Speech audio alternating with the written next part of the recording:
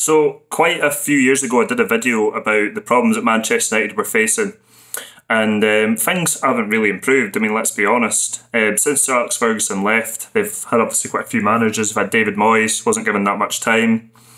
Louis van Gaal, they played some awful football. They did win I think it was a League Cup they won, maybe it was the FA Cup.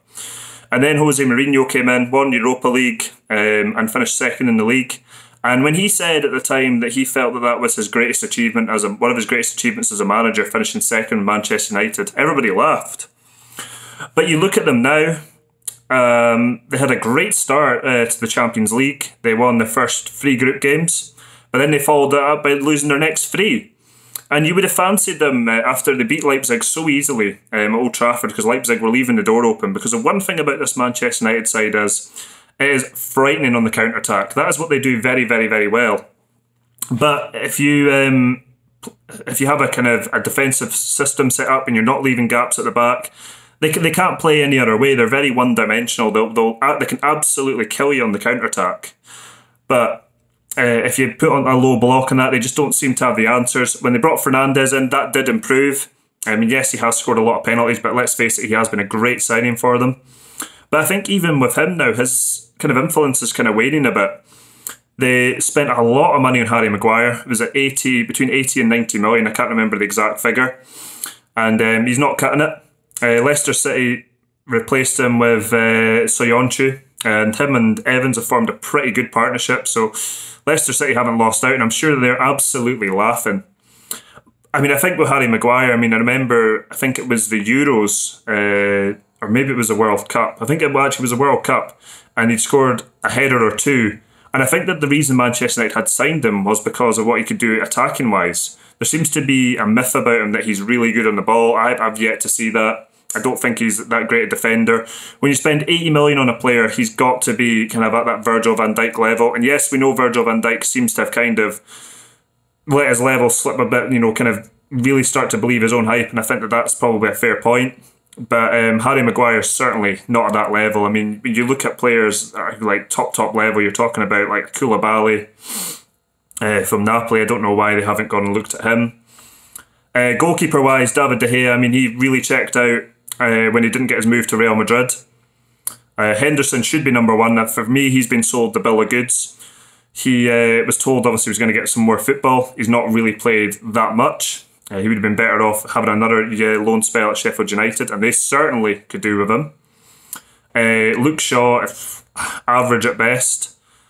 Paul Pogba, I mean, there's just kind of like a circus with him. I mean, he certainly didn't do anything wrong during the quarantine or the COVID, but I mean, he seems to be kind of more interested in his emojis and, his life outside of football. I mean, he just doesn't seem to kind of really be at it. Although he has had some really good performances for United, he's had some good seasons for them. I mean, it's certainly not all his fault. He's a player, I think, that was protected at Juventus. They knew how to deal with him. Manchester United obviously spent an awful lot, and because they spent that money, they're quite right to expect that. Fernandes, there was someone that said online that Fernandes was a better signing than Paul Pogba, and I'm thinking, well, duh. I mean, Fernandes has been an excellent player since he's come to Manchester United, not just from scoring the penalties. He seems to be a player that can unlock the door for them.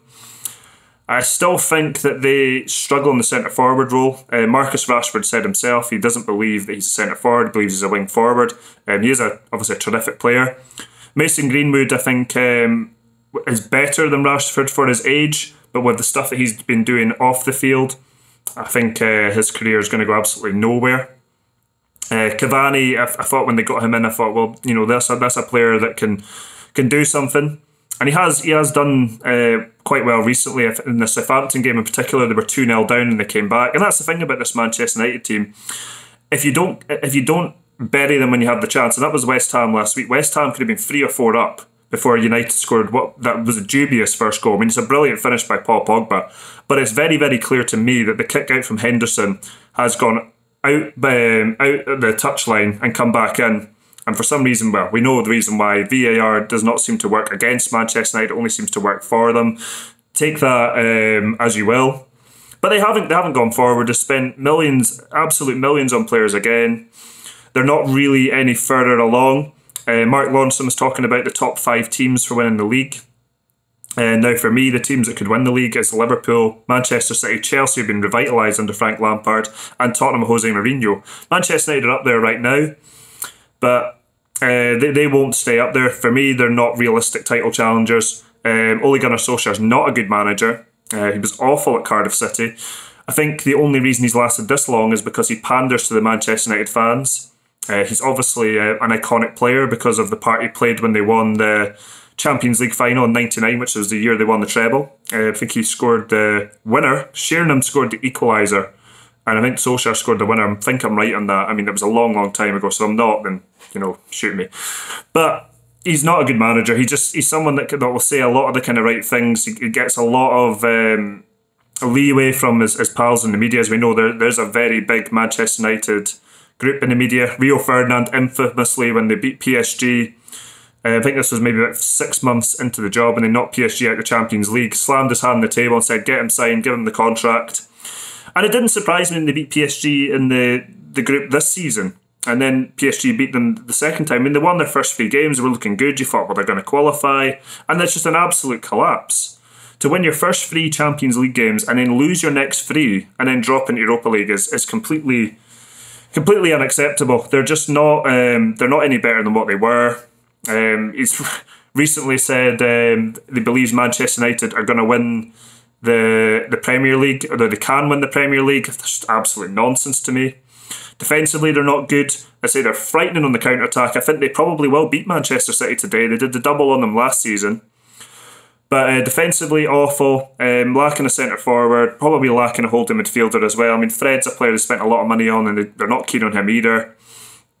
They're not in any better of a position. Again, they've spent loads of money, and yes, you can talk all you want about Ed Woodward and all that, and all the things in between, but the signings have been poor. Players not performing. I mean, players checked out. They checked out for Van Gaal. They checked out for Jose Mourinho, and they checked out. They checked out for Solskjaer once or twice, and they've had some good results. So good results, and they've had bad results. But they're certainly not going to win the Premier League, and I'd be very, very surprised to win the Europa League. I mean, they'll probably go quite far because they do have quality in the team, but I don't think that they'll win it. I think like last year they will get knocked out by somebody because they're not a great team. If you play with a high line against you, they can really hurt you. I think they will probably get the result against Manchester City today. They did the double over them last season, but they're not a great team. Anyway, thank you for watching, and hopefully I have a video for the Manchester derby afterwards. Like, share and subscribe.